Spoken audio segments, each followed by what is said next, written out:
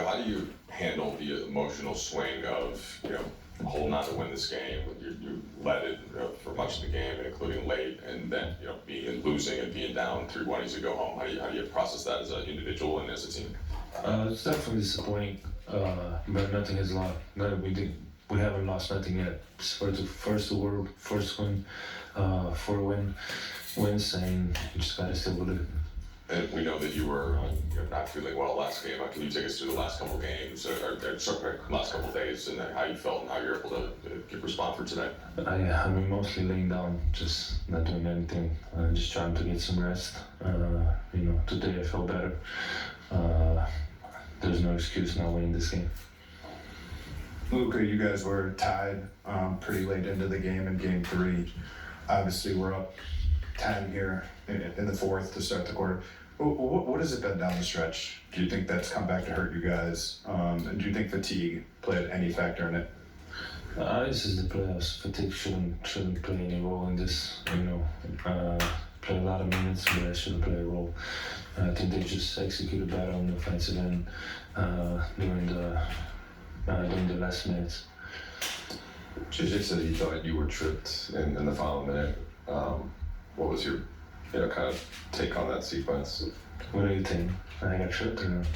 I honestly didn't have a great vantage point for us, and so. I think I got tripped for sure. We had to call timeout.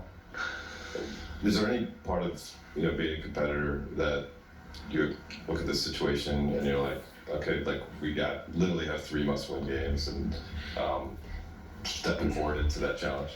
Yeah, it's a fun challenge, and we should have extra motivation to win these next 2 games. It's going to be very hard. Every possession is going to matter, and we got to go 100% on it. What was supposed to happen on the inbounds play after you called timeout? What was supposed to happen? I think you guys only had 1 second, right, on the clock to get it across midcourt, and how did that sort of impact what you guys were able to do? Yeah, I mean, we had 2 screens, so either me or our AR should receive the ball. I thought LeBron was going to throw it there. He thought I was going to put it there. So it's kind of a miscommunication, and I got to do better in those situations. That's on me. Good. You guys scored a series high 36 points in the third. They were mixing in some hedging and blitzing, which was different than how they've been guarding you earlier in the series. Can you guys take away anything from that if they're not going to that defense and just the way that you guys attack them and were generating open corner threes and getting downhill? Okay, can you guys find a way to do that more consistently? Yeah, I think the ball was flowing in a great rhythm. We were just finding each other. We were playing aggressive. We were touching the paint, which is the most important.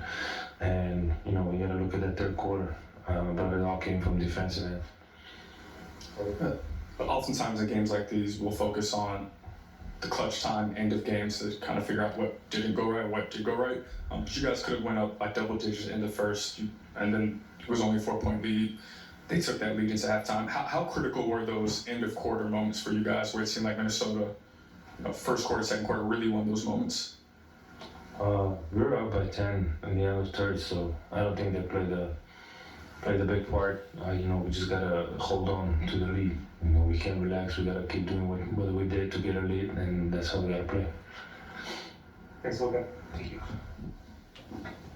And Lakers outscored in that fourth quarter, a tough one down the stretch. They lose 116.